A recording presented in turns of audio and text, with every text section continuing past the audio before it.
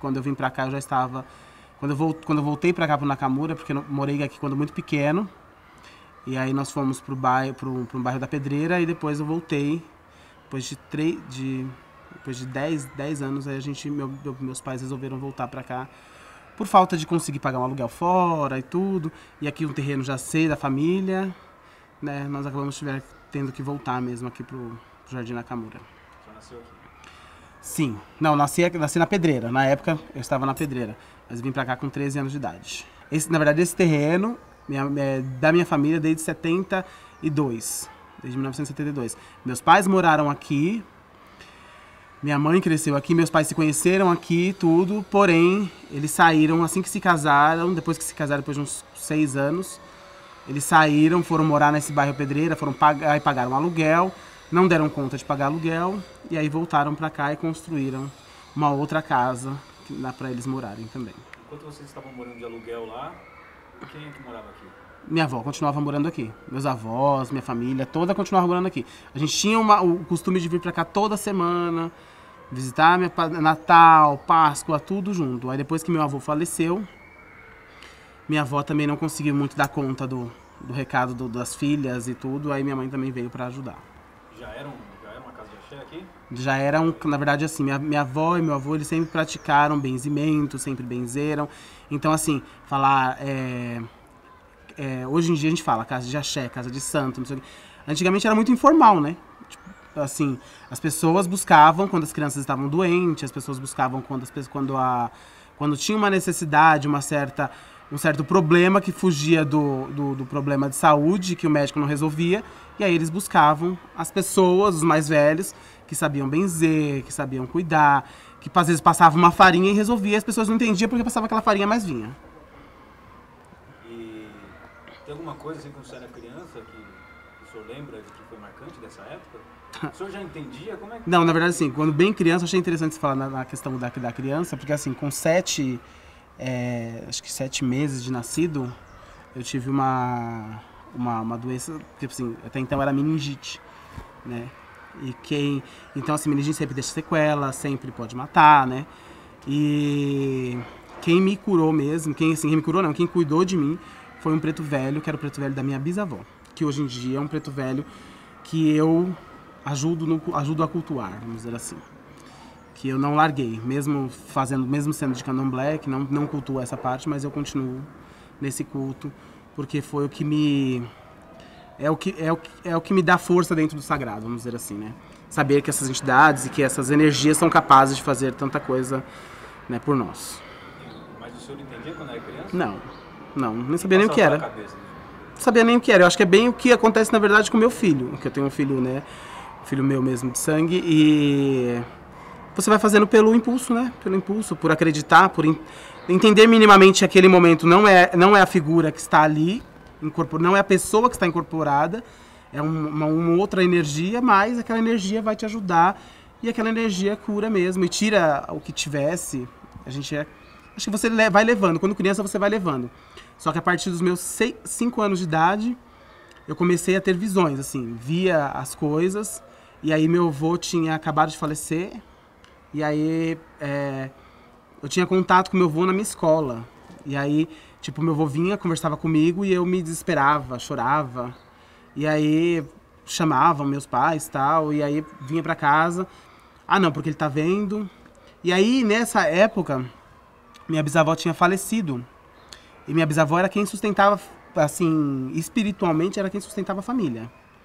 E quando ela faleceu, parece que cada um pegou a sua carga energética e foi cada um pro seu lado. E aí aquela carga energética não foi o suficiente para todos. Não foi assim, foi muito para todos, né? Então, teve muitas coisas acontecendo de ruim.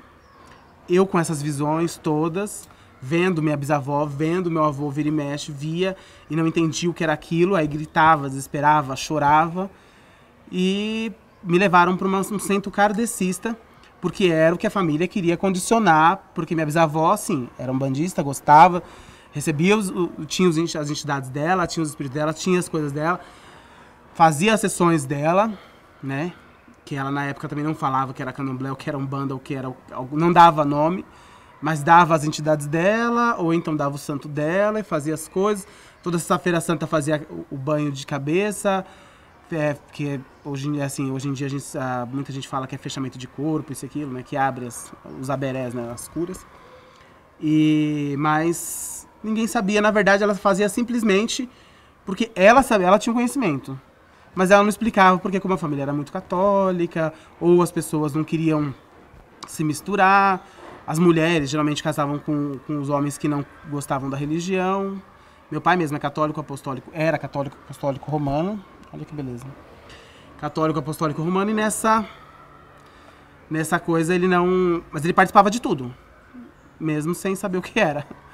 E foi indo, e aí quando minha bisavó faleceu, foi essa questão que eu comecei a ver, e deu aquele boom na minha espiritualidade. Aí me levaram para um centro kardecista chamado Seara Bendita, que funciona até hoje, lá na Avenida Ibirapuera.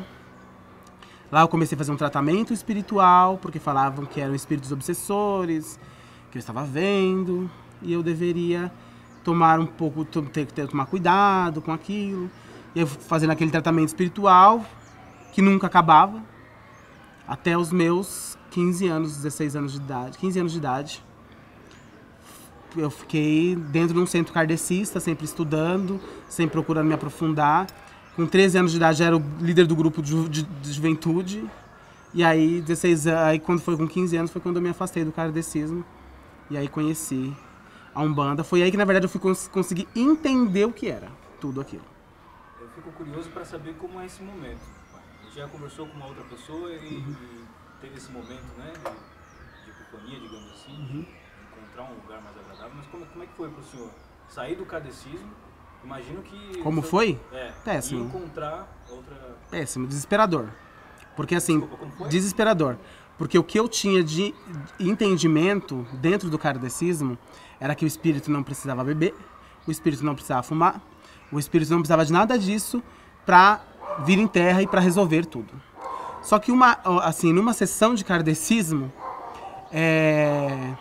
eu tive um mentor, a gente estava fazendo uma mesa nesse centro kardecista, que eu fui convidado a participar, e nessa mesa um dos espíritos que se manifestou em mim, todo mundo, eu recebo um médico fulano de tal, o outro eu recebo um médico não sei o que, eu recebo um médico tal, e todo mundo sempre assim sugava aquele espírito, né, de conhecimento, queriam saber. E nisso veio um espírito em mim, ele foi falando quem era ele, dando uma aula sobre religião, foi falando, e as pessoas sugando, aí perguntavam o nome dele diversas vezes, quando perguntavam ele desconversava e continuava falando.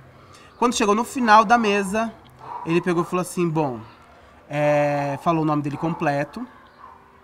Quando ele falou o nome dele completo, ele falou assim, mas nesse mundo aqui vocês podem me conhecer por esse nome, porque eu fui uma pessoa que eu vivi, fui padre e tal, mas vocês podem me conhecer como Tranca-Rua.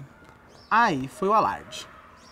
Aí pra eles aí eu fui convidado a me retirar. Como é que foi esse convite? Me chamaram na semana, no particular, e falaram pra mim que não era, pode ser que aquela linhagem não era pra mim. E que aquele momento, aquele espaço que eles estavam vivendo não era pra mim. E que eu poderia procurar um outro espaço, de repente um umbanda, um candomblé, mas que eu deveria sair. E que eu não deveria permanecer ali. Porque eram pessoas que se julgavam, assim, era um espaço até que, vamos dizer assim, de classe média alta. As pessoas não queriam saber de Tranca-Rua lá. As pessoas queriam saber de médicos, de pessoas, né? Não queriam saber justo desse homem. E aí eu simplesmente peguei e falei, não, tudo bem. E aí parei o estudo dentro do kardecismo, porque a gente estava sempre em constante estudo, né? Eu estudei, acho que 4 anos dentro do kardecismo. E aí eu parei com o estudo e fui ficar em casa, não queria mais saber. Mas o senhor chegou a ficar um pouco mal? Fiquei muito mal. Como? Muito mal, porque assim, pra mim, aqui não era uma coisa que eu tinha escolhido. Não era uma coisa que veio do nada, simplesmente. E assim, era eles que me diziam que eu tinha essas coisas. Não era eu nunca aleguei isso pra ninguém. Nunca falei, olha, não, realmente eu tenho esses espíritos, eu tenho... eu tenho essa mediunidade e eu quero falar pra todos que eu tenho. Não, foram eles que falaram e era eles que alegavam o tempo todo que a minha mediunidade era muito boa e eu precisava cuidar dela. E de repente esse mesmo espaço que me acolheu me enxota foi meio triste, muito triste, na verdade. Como uma mediunidade ruim, imagina. Como se era uma coisa que não prestava. E aí, não, você procura outro espaço, e eu não procurei outro espaço. Porque pra mim, dentro do kardecismo, os espíritos não precisavam, nada disso. Aí quando falou tranca, eu falei, que tranca-rua, tá louco? Assim, depois na hora que eu voltei assim, em mim, assim, eu falei, gente, tá louco, gente, espírito é esse? Eu nem quero isso pra minha vida mesmo. E aí, e tinha essa questão dessa negação, né, dessa negação desse tipo de religião. Há 2 casas daqui, existia na época, hoje em dia não tem mais, um terreiro de Umbanda. E todo final de semana que começava a tocar esse atabaque, eu virava no giraia aqui dentro, bravo. Eu ficava muito bravo, porque eu falava que espírito não precisava daquilo, pra que aquele barulho, pra que a farofa na rua, pra que isso, pra que aquilo. Eu ficava questionando tudo aquilo. Tocava o tambor lá? Trocava o tambor, eu via de longe aqui daqui. Aí trocava aqui do lado e eu não entendia. Eu falava, gente, pra que isso? O espírito não precisa disso. E tem uma tia minha que ela sempre frequentou uma Umbanda, mas fora daqui também. E ela, às vezes a gente estava fazendo um evangelho no lar que a gente tinha o costume de fazer, pelo menos no final do ano, nós sentávamos em roda e fazíamos o evangelho no lar, que é um costume kardecista. E com esse costume, e aí a gente, às vezes minha tia tremia e eu falava, começou a palhaçada. Não tem necessidade disso. E aí sempre como a visão, né, do kardecista e tal, e não precisa disso, não precisa disso, não precisa disso. E aquilo foi virando, e aquilo foi acontecendo, e eu não querendo. Mas quando um belo dia eu tava em casa, sem fazer nada, num sábado à tarde, uma vizinha minha pegou e falou, né, que ia numa festa aqui próximo, e ela tinha que levar uma boneca a uma criança, a um herê, né? Porque era uma festa de Cosme e Damião, né? A famosa Cosme e Damião do bairro. E aí a gente foi. Eu peguei e falei pra ela assim, tá bom, eu vou te acompanhar. Quando chegou lá, essa mesma criança que ganhou essa boneca, essa mesma entidade que ganhou essa boneca, veio falar da minha vida. E aí falou de uns momentos que estavam acontecendo em casa, e que meu irmão estava com um problema pessoal muito grande, e que eu estava perdido, que eu não sabia onde estar. E começou assim, contar a minha vida, sendo que era uma entidade que eu nunca tinha visto. Era uma pessoa mesmo física. Como eu era muito racional, então assim, era algo que eu nunca tinha visto. E aí ela pegou e falou pra mim que não, tipo, assim, que eu não adianta eu ter essa negação, não adiantaria eu continuar negando aquilo que eu tinha dentro de mim. E eu continuei sem acreditar, vim embora e falei assim, isso é puro truque mediúnico. Que eu tinha uma resposta técnica para aquilo, né? E eu falei, não, vamos, deixa isso aí pra lá. Aí quando foi no sábado seguinte, no mesmo horário, me deu aquela vontade de voltar no espaço. Aquela coisa sem entender porquê, nem porquê. E aí eu peguei e voltei. Que estranho, eu tô querendo voltar naquele espaço, sendo que é uma coisa que não me... Porque, querendo ou não, quando a gente tem uma certa oportunidade de ficar saindo do bairro sempre, a gente se acha um pouco mais elite do que o bairro. E essa casa se concentrava no bairro, e aquela coisa ficava assim, pra que eu vou estar naquele lugar com espíritos descompreendidos, com pessoas descompreendidas, pessoas que não sabem o que estão fazendo, pessoas ignorantes. E eu pensava assim, eu falava, gente, aquela mulher que toca aquilo ali não deve nem saber ler. E assim, ficava aquilo na minha cabeça, eu com tanta informação... E sempre tentando sair sempre do bairro, ir pro kardecismo em si, assim, aquilo me fazia sentir que eu era mais importante do que alguém daqui, vamos dizer. E aí o engraçado foi isso, que eu voltei, e aí eu tive essa conversa com a minha mãe, e a mãe falou assim, eu não indico isso pra ninguém, eu acho que essa religião não é boa pra você, não serve, e é uma coisa que você não tem saída. Se você entrar, você não tem saída. Aí eu acho que eu sempre quis desafiar, né, essas coisas. Sempre foi uma coisa bem particular mesmo, de quero desafiar, eu quero ver o que vai dar. Não, mas você não vai conseguir ver o que vai dar. Se você entrar, você não sai. Minha mãe sempre dizia, se você entrar, você não sai. Eu falei, ferrou. Mas eu vou ver. E aí eu comecei a ir na assistência ali, ficar sentado, ver aquelas pessoas incorporarem. E aí as entidades cada dia vinham mais falar comigo. Num terceiro dia, quando uma cabocla, a cabocla Jurema, de uma conhecida, não, a primeira, do mesmo médium, que ficou me cercando e me contando algumas coisas, me falou que ela já era uma cabocla que já incorporava na minha família, mas que essa pessoa tinha vergonha dela. E essa pessoa era minha mãe. Aí eu peguei e falei, não, peraí. E aí eu vim e perguntei pra minha mãe, quando acabou a gira, que ela falou isso pra mim, eu vim e falei, mãe, você conhece Cabocla Jurema? Minha mãe já ficou desesperada, tipo, não conheço, não quero saber, e não quis contar. E aí quando foi na semana seguinte, eu voltei de novo, porque me virou o costume no sábado de estar lá, 16 anos de idade, não tinha nada pra fazer no bairro. E peguei e falei, não, vou voltar lá. E aí eu percebia que os guias gostavam de presentes e eu conseguia algumas coisas com isso. Né? Eu conseguia uma certa sorte, levava um vinho, ganhava alguma coisa, conseguia uma certa sorte, Na época eu era adolescente, eu até brincava de vender neon numa quermesse aqui próximo.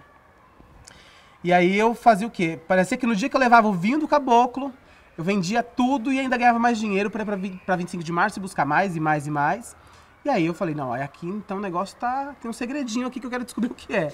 E aí eu fui ficando. E aí, nesse quarto dia que eu fui, quando foi no quarto dia, aí que eu perguntei pra ela, e ela falou assim, eu sou uma cabocla que uma irmã minha vinha na sua mãe e tal, mas provavelmente sua mãe não é uma coisa que ela quer. Aí eu falei, mas eu tenho isso? Ela falou assim, deixa eu te dar um passe? Eu falei, pode. Aí ela me colocou no meio da gira e começou a me dar um passe. Na hora que eu fui vendo, meus pés se mexendo sem eu querer, minha mão começando a mexer sem querer, e meu corpo, eu não tinha domínio sobre meu corpo, não tinha domínio sobre minha voz. Aí aquilo foi me dando desespero. Quando de repente eu vi um buraco, eu quase, assim, eu via que eu estava entrando dentro de um buraco e que eu não ia ter saída. Aí me deu um desespero, eu queria sair, mas ali eu já não conseguia mais sair. Aí foi quando eu tive a primeira incorporação do meu caboclo. Do Sultão das Matas. Nunca mais esse caboclo deixou de vir. E aí foi realmente a questão que minha mãe tinha dito, que eu não iria sair nunca mais. E foi aquilo, e eu fiquei. E aí eu fui ficando, fiquei nessa casa durante 2 anos, 2 anos e meio. Foi onde todas as minhas entidades de Umbanda começaram a chegar. E o meu santo, né, na verdade, assim, mesmo pela mão daquela senhora, mas foi a primeira vez também que ele se aproximou. Na segunda vez que eu fui pra casa dela, que eu tomei um ebó, que eu fiz uma limpeza espiritual e ela chamou esse santo chegou e hoje em dia é minha vida, meu tudo, na verdade. E hoje o senhor tá feliz? Sim. Mesmo contrariando tudo e todos, né, pela questão de estar, né, nas sextas-feiras, nas quartas-feiras, de branco. Porque assim, por mais que eu ponha um colorido nos outros dias, quando põe um colorido as pessoas falam assim, ele tá querendo imitar que ele tá na Bahia, ou que ele tá, né? E eu saio na rua assim, eu não tenho problema nenhum com isso. E aí quando as pessoas, os vizinhos, a maioria da minha rua é evangélica, né? E até os dias da festa de Cosme e Damião, que, né, eu não faço festa de Ibeje, né? Hoje em dia a gente fala que é festa de Ibeje. Nós fazemos as festas, eu costumo tentar linkar ela com o Dia das Crianças. Porque antes as crianças do bairro não podiam pegar os doces que eu dava, porque eram doces de macumba. Então eu dava, eu linko agora, hoje em dia, né, alguns anos, eu linko essa data com a data do Dia das Crianças. E aí eu faço o meu sagrado dentro da minha casa, mas os doces não tem nada a ver. E aí eu pego esses doces e eu entrego na rua e as crianças todas pegam porque acham que é o Dia das Crianças, não é da questão religiosa em si. E quando o senhor sai com as roupas, como é que é isso? As pessoas meio que olham estranho, né? Todo mundo olha estranho, fala que... Na verdade, acho que nunca ninguém teve coragem de me chamar de macumbeiro, mas eles pensam muito, né? Mas coragem de falar, eu acho que eles devem ter até medo de eu fazer alguma macumba e falar que não é, né? E Eles não... Assim, eu nunca... Hoje em dia, teve um lance bem interessante que foi há 3 anos atrás, quando a gente, por uma ideia, né, minha e de umas pessoas que frequentam a minha casa, de formar um fórum regional das religiões de matriz africanas, porque nós tivemos muitas casas na região que foram depedradas, tivemos muita agressão, muita coisa com a questão da intolerância religiosa. E aí a gente viu uma oportunidade dentro de uma empresa privada que estava, né, dando um prêmio para as pessoas que fizessem alguma iniciativa de impacto social. E eu via tanto impacto que eu saía com as minhas roupas, eu falei, não, peraí, então se é impacto que essas pessoas querem ver, peraí. E aí eu fui para Pinheiros para fazer essa apresentação. Eu já fui de casa trocado. Quando eu entrei num prédio totalmente... as pessoas todas de terno, todos, né?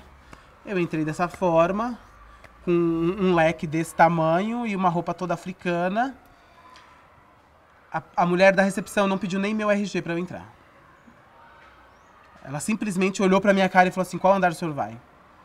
Aí eu peguei e falei, 7º andar, ela pegou e falou assim, tá aqui o seu cartão. Ela não pediu meu RG, ela não fez meu cadastro, ela não tirou foto. Ela simplesmente me soltou dentro do prédio. Eu falei, olha, se eu fosse um ladrão, gente, se eu fosse roubar, matar alguém aqui dentro... E por que isso acha? Medo. Medo querendo me tirar da frente logo, da frente do espaço ali. Principalmente do hall ali. E tinha uma fila enorme de gente pra subir. Teve pessoas nesse dia que não apresentaram um projeto lá no 7º andar, porque não conseguiram subir a tempo. E eu cheguei depois de todas essas pessoas. Mas eu queria que o senhor voltasse agora um pouco pra gente falar da casa. Certo. Um pouco da história da casa. Sim. Porque eu percebi que enquanto o senhor estava buscando a espiritualidade, existia uma lacuna aqui na casa, né? Sim. Se o senhor puder voltar agora pra gente contar Tá. um pouco da história da casa, né? Tá. Desde o comecinho. Tá. Então, como eu tinha dito, né, minha avó e meu avô, né, eles tinham o costume de benzer, mas aí misturavam muita questão de quando bebiam, né, que abria um portal e aí piorava a situação, porque vinha brigas e vinha... E aí eles achavam que era essa questão dessa espiritualidade que atrapalhava assim, a questão da vida social da família, né? E minha avó, assim, sempre que as pessoas precisavam, traziam as crianças, benziam. E aí quando eu tava nessa primeira casa que eu comecei a frequentar, eu comecei a tomar as rédeas da situação, né? As entidades começaram a chegar, e aí eu comecei a tomar a rédea da situação, e os meus guias começaram a vir aqui em casa também, junto com a minha avó, e aí a gente começou a cuidar da forma que minha avó conhecia e da forma que o terreiro orientava, né? E eu comecei a cuidar, e aí foi até quando eu comecei a atender, jogar carta. Na época eu não jogava búzios, né? Porque eu não era iniciado dentro de candomblé. E aí eu comecei a jogar carta e começou, na verdade, a aumentar o fluxo de pessoas. Não era mais só crianças, eram mulheres, famílias precisando de ajuda, famílias precisando de, às vezes, uma conversa. Às vezes não é nem tanto a questão do espiritual, é mais uma questão social de não ter onde expor os seus problemas, ninguém para ouvir. E aí, às vezes, vinham conversar com uma entidade. E essa entidade começou a ser o para-raio da casa, na verdade, né? E aí a gente construiu um quarto para essa entidade, fomos arrumando umas outras coisas, porque todas as casas estavam ocupadas pela família, né? Minhas primas, minhas tias, todas elas ocupavam as casas e não tinha mais esse espaço para o sagrado. Não tinha mais como, porque a família cresceu e não tinha onde pôr. Minha avó tinha um altar mínimo, um altar pequenininho no canto da sala, que era onde ela conseguia ali benzer as pessoas. Eu tinha um altar dentro do meu quarto, mas também eu não podia atender as pessoas dentro do meu quarto. E aí a gente construiu uma casa de Exu, e aí deixamos um espaço, né, perto do portão, e essa entidade começou a vir mais frequentemente, e as pessoas começaram a chegar, até chegar dia aqui que tinha 30 pessoas esperando para começar a conversar com uma entidade que era só a minha, porque minha avó não incorporava. Minha avó só benzia e cuidava ali. E ela pegou e começou a ver essa necessidade e começou a deixar eu fazer festas. Então, com 17, 18, 19 anos, eu já tocava, eu já tomei a frente mesmo. Comecei a fazer realmente virar um terreiro, né, de umbanda, e comecei a fazer com que acontecesse as coisas. E mostrei que aquilo era válido e que aquilo era bom. Mostrei o lado bom da religião, porque eu nunca bebi. Eu nunca fui uma pessoa que eu nunca gostei de bebida. Porque isso eu trouxe, na verdade, um certo ensinamento dentro do kardecismo, né? Eu nunca gostei de bebida, então eu falava que aquelas entidades que vinham em mim, elas bebiam, mas elas não davam vexame. E quando elas iam embora, eu não tinha nem o cheiro de bebida na boca. Então aquilo foi fortalecendo, e as pessoas não. Então não eram as entidades que atrapalhavam a nossa vida. O que atrapalhava a nossa vida era a bebida, que na verdade que nós bebíamos, não as entidades. E aí eles começaram a entender que o problema da bebida não era o problema espiritual. Era um problema físico. E eu comecei a abrir essa porta da casa, e as pessoas foram chegando. E estamos aí até hoje. Agora estamos, né, com um grupo mais forte. E as coisas foram acontecendo. Eu me iniciei dentro do candomblé. E isso tudo foi passando dentro dessa casa. Foi passando, foi acontecendo. E minha avó tinha assim, a vontade. Porque assim, tudo que ela precisava, ela apostava no espiritual. Se não fosse com uma vela no altar dela, mas era conversando com uma entidade minha, era conversando com uma... E ela sentia a mesma firmeza da entidade minha, que eram as entidades, a mesma firmeza que a mãe dela colocava também nas entidades. E aí ela começou a transferir, eu acho que o bem-querer que ela tinha pelas entidades da mãe dela para minhas entidades. Que, no entanto, são quase todas as mesmas, na verdade. Na verdade, assim, é algo que eu gosto muito, né? É algo que eu tenho prazer mesmo, realmente, em fazer. Tipo, as pessoas, assim, de repente, estarem aqui hoje, estão bem, assim, não estão bem, chegam bem debilitadas, às vezes com problema de saúde, às vezes com isso, às vezes com aquilo, e, de repente, elas vão e daqui a pouco elas estão bem, estão andando, a vida está andando, estão trabalhando, estão bem. Isso me dá um prazer enorme, assim, já na verdade é isso que paga o nosso trabalho, porque não tem dinheiro que pague, né? Como é que é esse lugar aqui que a gente está? No Jardim da Câmara não, mas como é que é aqui esse terreiro? Fala pra gente como é que ele foi construído de forma física mesmo, como as pessoas foram agregando. Como é que é esse espaço aqui que a gente está? Não, então, na verdade, como eu fui dando muito a minha cara para bater, vamos dizer assim, né, na família e tudo, eles, na verdade, como que nem eu disse, né, era muito à vontade da minha avó que tivesse um espaço só para isso. Porém, ela não tinha como fazer. Era uma senhora que trabalhava dia e noite, era funcionária pública também, e ela ganhava na época, acho que quando lançou o real era por volta de R$300 mensais. E ela não tinha dinheiro para fazer nada, né? Tipo assim, construir nada. A casa dela, até antes dela morrer, 3 anos antes dela morrer, a casa dela era toda ainda construída no barro. Então, assim, ela não tinha espaço. Nós tínhamos uma casa no fundo, que era onde minha tia teve que morar depois de um tempo da vida dela. E a coisa foi acontecendo, e aí ela foi, assim, quando depois ela se aposentou, aí ela recebeu um dinheiro, e aí ela começou a estruturar, né? A construir os espaços, aí conseguimos construir um espaço mínimo para o sagrado, né? Que era uma casa de Exu, e aí fomos organizando, fazendo uma parte na laje para arrumar umas coisas do caboclo, e aí assim, fomos nos organizando, né? Mas assim, aqui mesmo é um terreno que quem comprou foi meus avós, né? Minha avó, com a ajuda de uma irmã dela, que era melhor financeiramente. E esse terreno foi comprado nessa época de 1970 e alguma coisa, 1972, 71.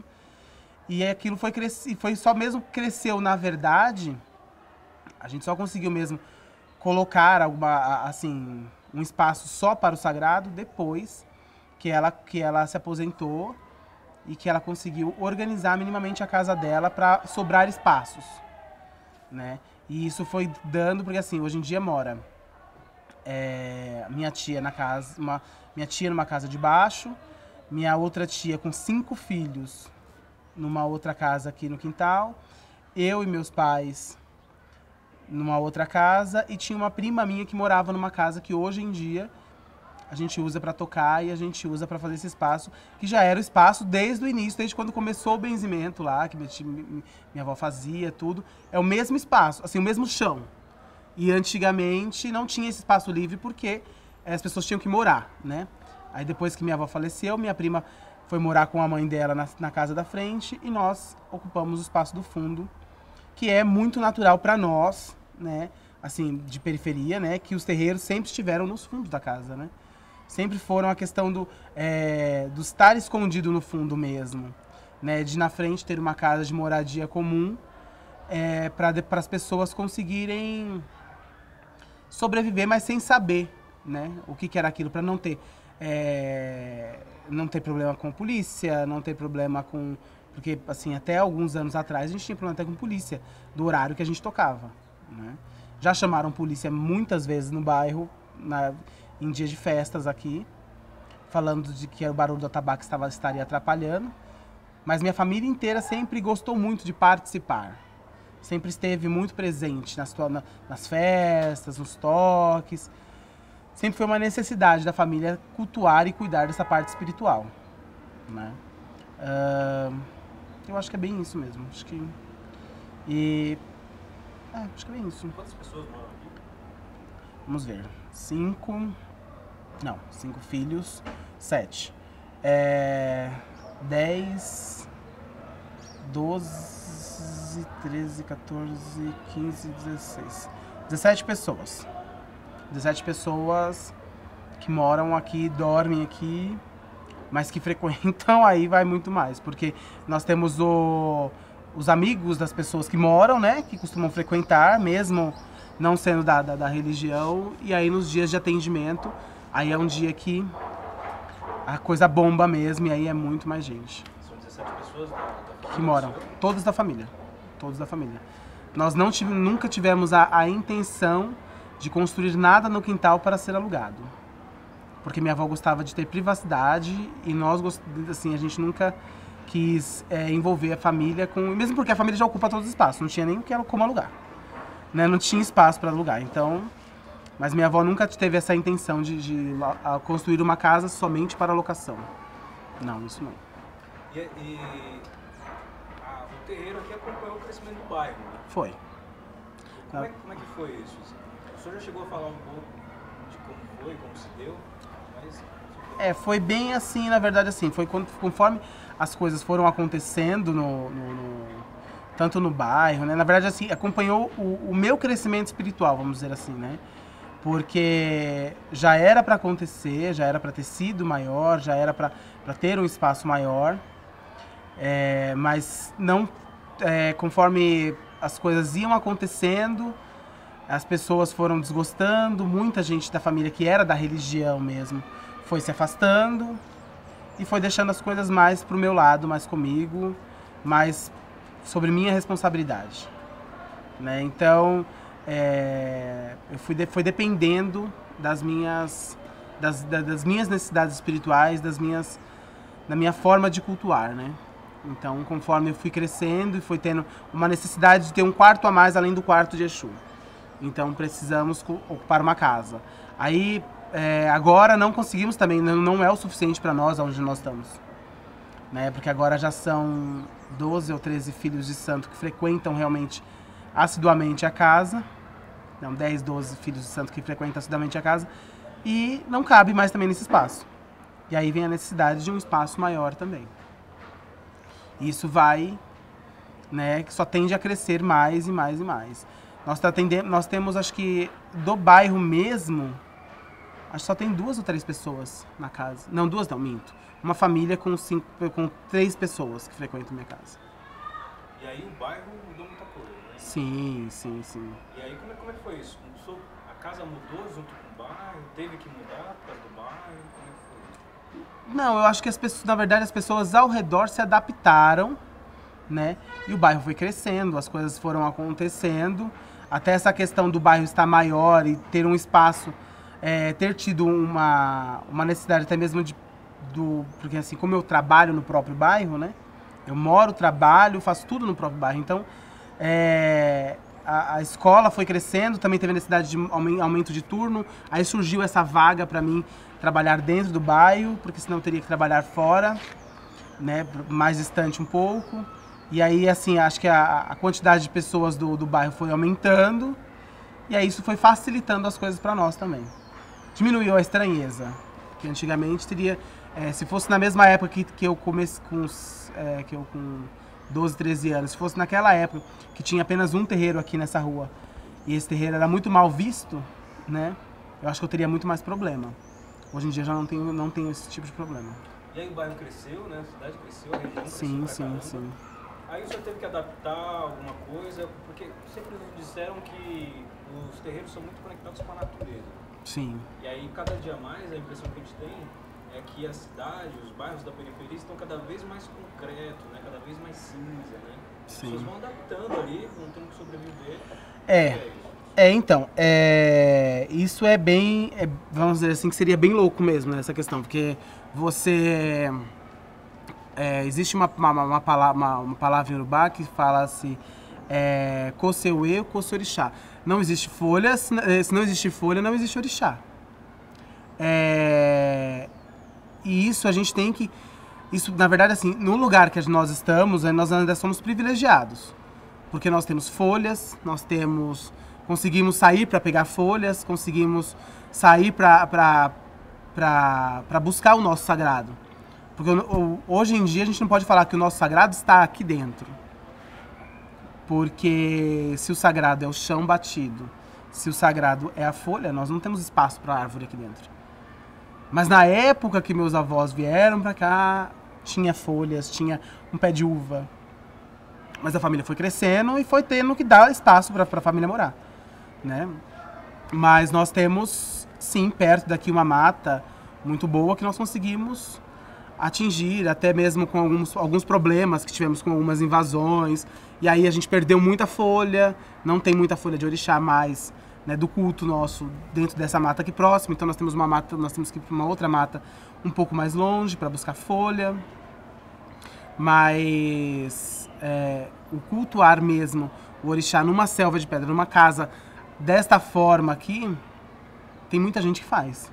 Tem muito candomblé que se mantém e que consegue fazer dessa forma. Mas por isso que eu falo que eu quero estar num lugar maior agora, porque eu acho que precisa ter esse contato direto com a natureza. Mas é uma coisa pessoal. Não é uma coisa que ninguém fale, olha, não, tá errado. Não tem nada errado. Porque a gente costuma dizer que o orixá, ele está no nosso coração, ele está na nossa cabeça, né? Mas acho que as formas de cultuar ele não mudam. Não mudam, porque é uma coisa tradicional, né? E se é uma coisa tradicional, ela não muda.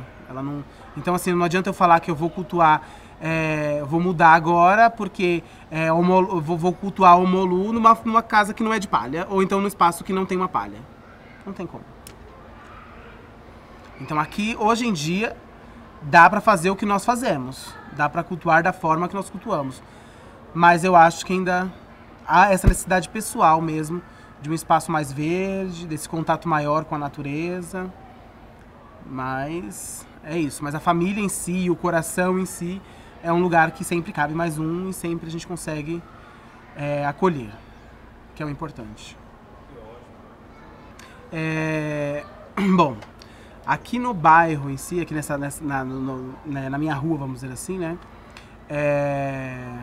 Já tive episódios bem tristes mesmo, né? De estar tocando, não ser nem 10 horas da noite, e as pessoas chamarem polícia, tudo. Mas eu me remeto também ao passado, que eu acho que essa questão de usar a empatia o tempo todo é legal, e eu acho que é bem pra vamos dizer assim, de um modo mais grosseiro, tampar a minha boca mesmo, né? Porque assim, eu não gostava, eu achava que não deveria, que não era certo. Já hoje em dia, eu creio que seja minimamente necessário o barulho dos atabaques. Sei para que serve, né? Mas eu tento não incomodar o outro, né? Eu penso, na verdade, do não incomodar, principalmente as pessoas, né, do quintal, que não cultuam mais e que, assim, hoje em dia não professam outra religião, mas também não cultuam mais. E eu sei que, assim, o engraçado é que elas falam, não, eu não cultuo mais o barulho, mas o barulho do tabaco mexe com alguma coisa dentro de mim. Tipo assim, por favor, não toca tabaco só pra eu não incorporar na minha casa. Isso é engraçado. E até mesmo o terreiro que fechou aqui do lado, esses tempos, assim, faz uns 2 meses eu fiz uma festa bem grande aqui, aberta, e eu coloquei os atabaques, sim, aqui em cima dessa laje. Coloquei os atabaques e eu fiz uma festa aberta, que era uma festa de marinheiro, uma festa de marujo, então foi assim, a família inteira veio. Pessoas que não moram mais aqui, mas que vieram porque gostam muito, têm um carinho por essa entidade. E aí colocamos o atabaque aqui fora. A vizinhança inteira ficou com muita raiva de mim, porque falaram que os atabaques estavam ecoando em todos os espaços. Na casa do vizinho, que não tem mais o terreiro de Umbanda, porque a mãe de santo morreu, e eles não cultuam mais. O outro vizinho, que é evangélico, teve um problema espiritual no momento, que eu não sei qual deve ter sido, mas teve um problema espiritual dentro de casa com a mulher. E começaram a colocar funk no meio da rua, pra ver se atrapalhava o barulho, mas nossos atabaques estavam tão... A nossa energia estava tão concentrada naquilo que nós não percebemos o funk, não percebemos o que eles queriam era atrapalhar, mas eles não conseguiram. E aí no dia seguinte eu tive muitas reclamações da própria vizinhança, mas eu tive um horário, né? Eu mantive o horário. 9h30 eu parei de tocar atabaque e aí decorreu a festa sem os atabaques, mas correu da mesma forma que eu já planejava. Isso foi assim fantástico e ao mesmo tempo assim um pouco desafiador, né? Porque eu gosto do tempo todo, até mesmo numa conversa, de me colocar no lugar do outro, né? De usar a empatia. E usar a empatia nessa situação é complicado, porque eu já estive desse outro lado e eu sei o quanto eu era ignorante e o quanto não era necessário ter essa ignorância, né? E mostrar para o outro que não é necessário ele ter essa ignorância é bem difícil. E a intolerância religiosa, pai? Como é que é? E também, assim, a gente sofre muitas violências, né? Sim. O senhor já sofreu alguma violência por conta da religião? Por conta da religião?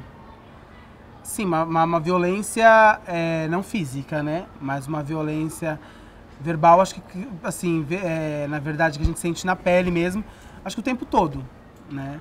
Até às vezes quando a gente está no mercado com uma roupa de santo e as pessoas olham e não querem chegar perto ou atravessam a rua, isso é corriqueiro, isso é natural. Recentemente a gente fez uma atividade nessa escola do bairro, né, que foi um encontro de juventude das religiões de matriz africanas, e que a escola foi depredada por causa que os jovens de matriz africana estavam lá e tinham um barulhinho de tocar um atabaque à noite. E aí começaram a vir pedras e pedras, só que por eu ser da comunidade e eu saí e eu tive que sim pedir ajuda para as pessoas da comunidade, para os meninos da comunidade, com uma certa ameaça, vamos dizer assim. Se eu tiver que chamar a polícia para vir fazer a segurança, eu vou ter que chamar. É isso que vocês querem? Aí simplesmente pararam, mas nós levamos pedradas por causa que, assim, eu sei quem foi, até sei quem foi que mandou dar as pedradas. Foi uma pessoa que era evangélica e pediu para que o filho fosse lá fazer alguma coisa para que aquilo não acontecesse. Aí a gente sente isso bem internalizado, é muito triste, né? Mas a gente tenta lidar e tentar explicar que aquilo não é daquela forma. E no decorrer da atividade, essas próprias crianças vieram tomar um café no dia seguinte, almoçaram e jantaram com a gente. Então isso foi, assim, eu costumo dizer que tudo acontece, na verdade, pela vontade do orixá. E o orixá, ele mostrou naquele momento que ele estava por nós e que aquilo iria acontecer, sim, pela vontade dele e era tudo, na verdade, para testar a nossa fé também. Eu creio que seja um pouco para testar o nosso entendimento, né? O nosso entendimento e o nosso jeito de lidar com as coisas. O senhor sofreu, né, um pai do senhor também sofreu coisas pessoais e tal. Mas o senhor se organiza, o senhor chegou a falar do fórum um pouquinho. Como é que... Sim, hoje em dia nós temos, eu sou coordenador do Fórum Regional das Religiões de Matriz Africanas, da Zona Sul, sou participante ativo do Fórum do FOMAF, né, que é um fórum municipal. Esse Conselho Municipal, né, das Religiões de Matriz Africanas, ele acontece no centro da cidade, onde as pessoas não vão caracterizadas por estarem no centro da cidade. Mas eles fazem parte, tal, e tem todo um diálogo com a sociedade, com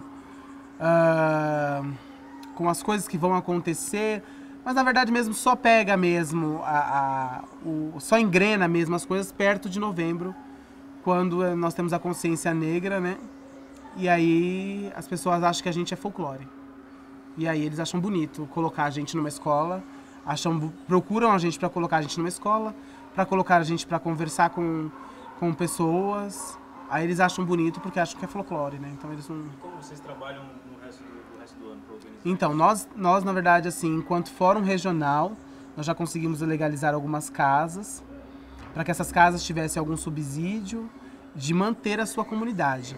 Porque a gente costuma dizer que esse terreiro, que nem hoje em dia aqui, além de atendimento espiritual, além de a gente conseguir se organizar minimamente, pessoal, né, na verdade, nosso pessoal, o nosso interior, a gente tem que manter também a cordialidade e manter também a comunidade. Aqui nem tanto as pessoas não pegariam. Eu creio que se eu fizer algum ritual e de repente tiver algumas ou carne ou comida, eu acho que as pessoas da comunidade até que não pegariam, por ter vergonha. Mas quando eu saio com isso e levo até uma favela, um lugar aqui perto que é uma favela, eu levo e entrego. Eles não sabem de onde vem, eles comem, eles ficam, tanto feijoada quanto qualquer comida do candomblé que a gente faça, a gente leva e eles, né, e a gente tem que ter essa manutenção, né? É necessário a gente fazer isso porque sempre tem muita comida e sempre sobra muita comida. Dentro da casa de candomblé, no Jardim Aracati, a gente pode contar com a comunidade dessa outra forma. Nós fazemos os nossos sacrifícios, nossas coisas do ritual, e sobra a carne. Porque a carne, ela é para o ebé se alimentar, né? É para a comunidade se alimentar. E a comunidade do terreiro não é o que está dentro da casa, não é o que está dentro do terreno físico. A comunidade é o entorno.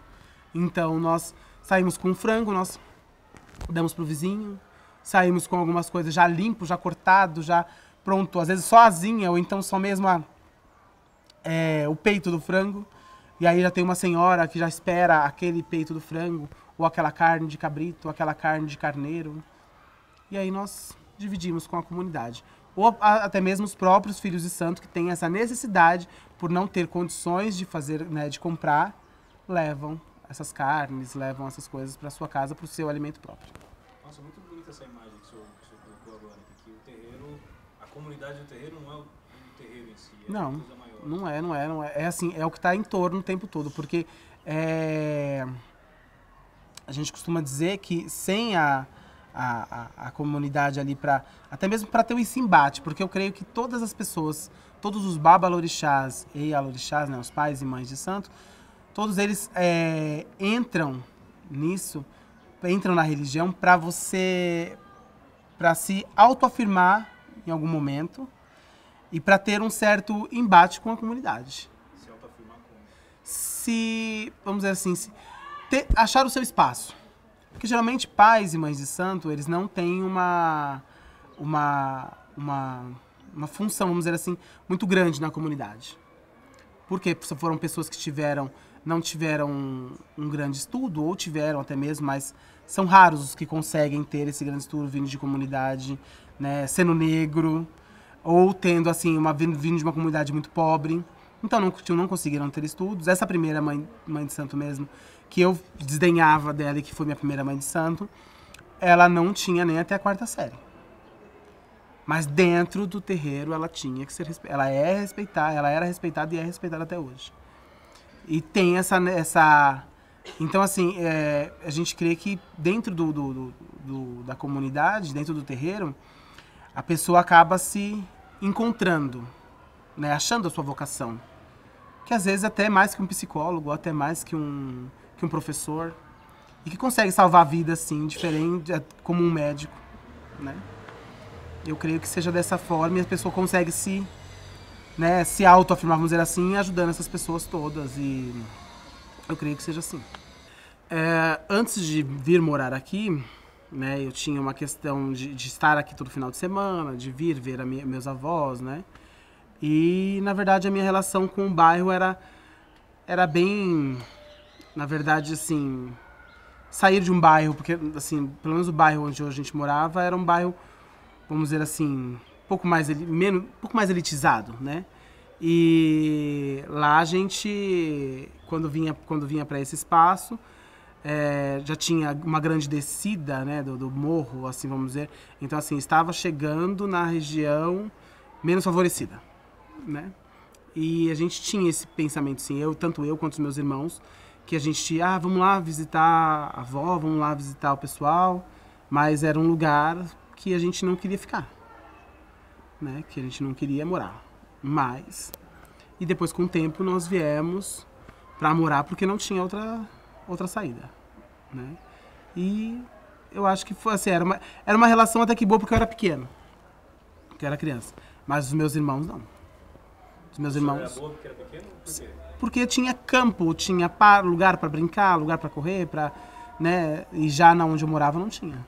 Não podia, né? Porque tinha muito carro na rua, tudo. Então não podia. Se eu puder traçar pra gente... Sim.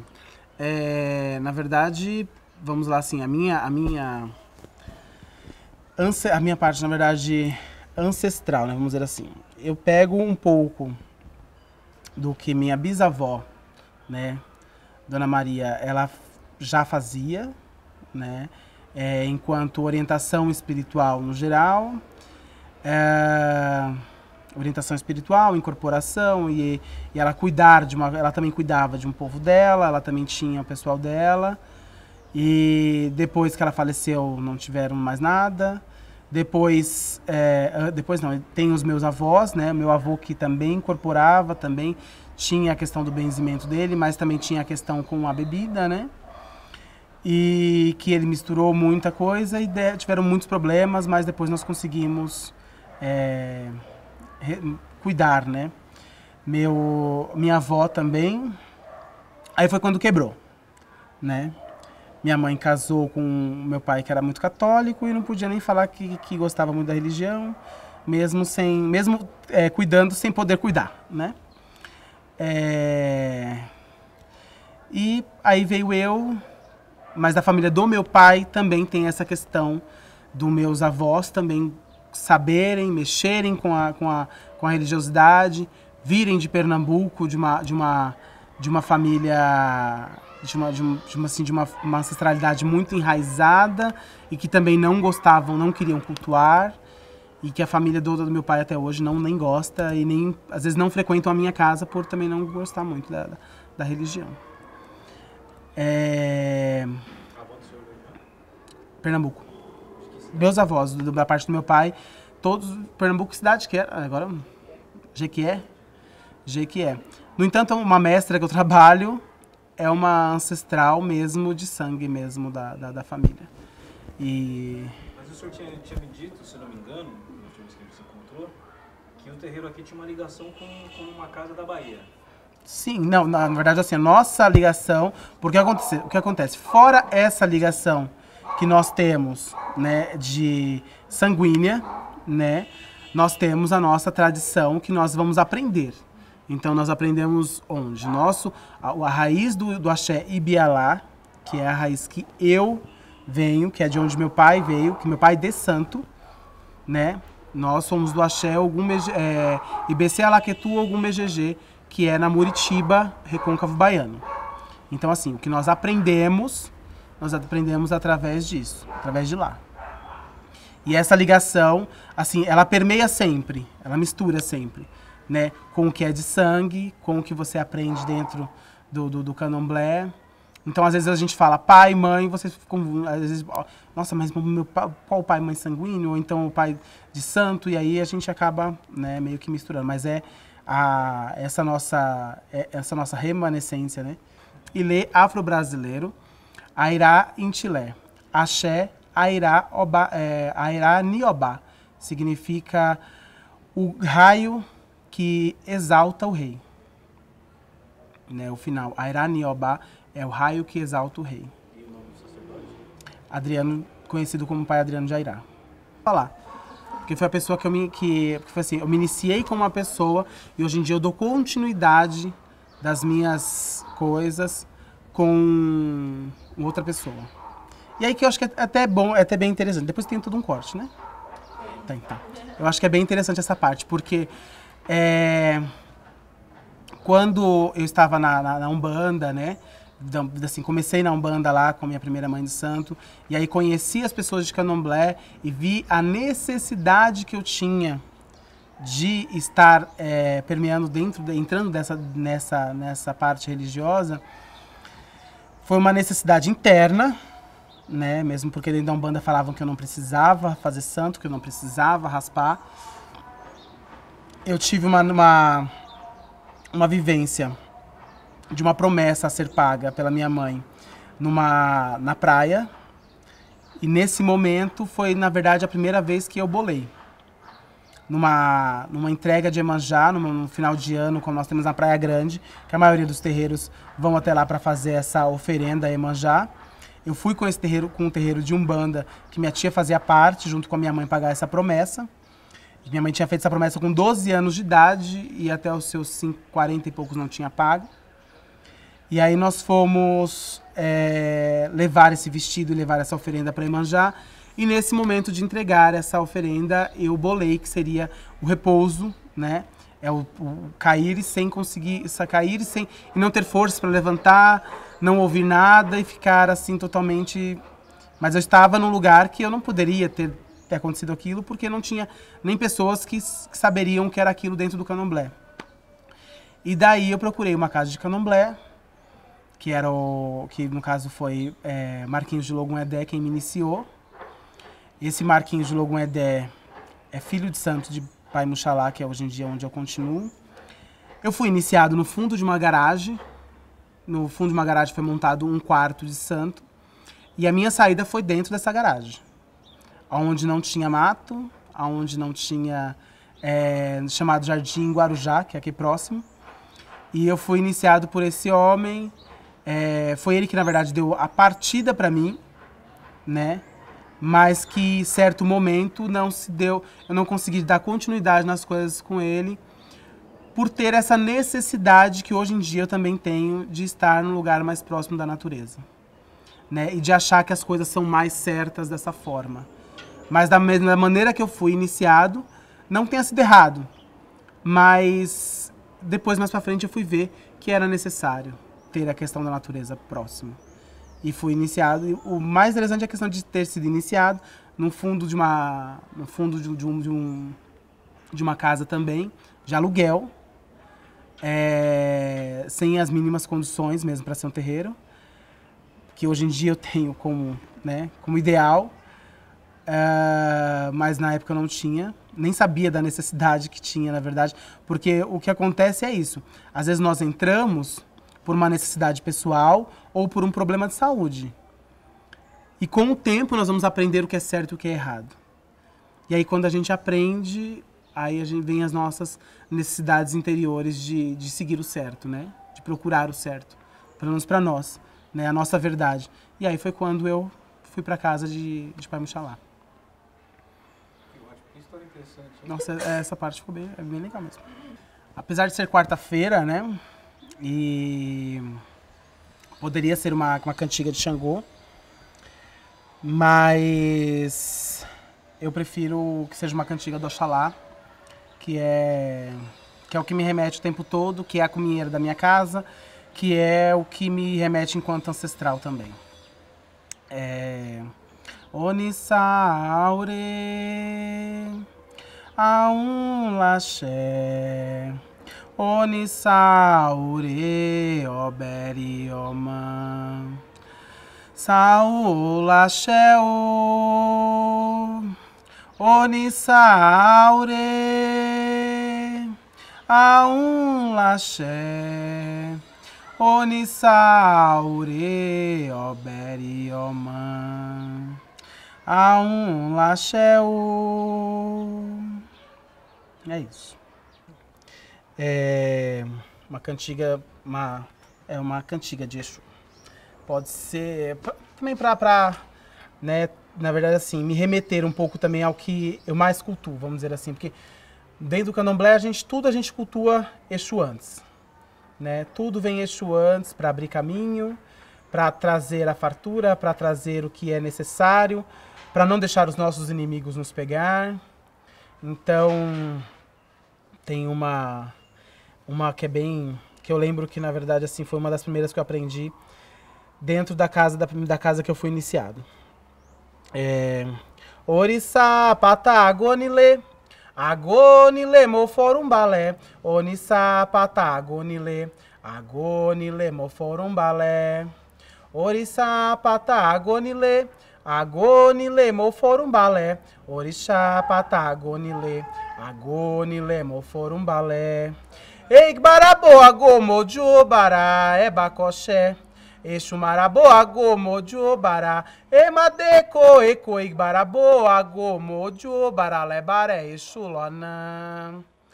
Eigbara bebê tiriri lona. Exu tiriri, eigbara bebê tiriri lona. Exu tiririm. Na verdade, o que a gente pede? A gente pede nessa cantiga que Exu esteja no nosso portão. E que Onã, toda vez que a gente fala Onã, é o Exu do caminho. É o Exu que cuida dos nossos caminhos. Então que ele abra, e que ele abra as nossas portas para o que vem de bom da rua e o que for de ruim, que ele segure para que nós consigamos fazer com que ele fique bom. E para Exu não existe o que é bom e o que é ruim, né? Então assim, Exu dentro do sincretismo que foi criado, que foi uma coisa errônea, porque assim, nós não tínhamos na outra religião, né, que catequizou o Brasil, não tínhamos nenhum santo que gostasse de dinheiro, não tínhamos nenhum santo que gostasse de rua, não tínhamos nenhum santo que aceitasse que as coisas que eram mundanas seriam boas. E dentro do culto ao orixá, nós temos sim Exu. Então, Exu para nós, ele começa, e ele abre e ele fecha tudo que nós temos. Então, é dele que vem o nosso sustento, é dele que veio o movimento da terra.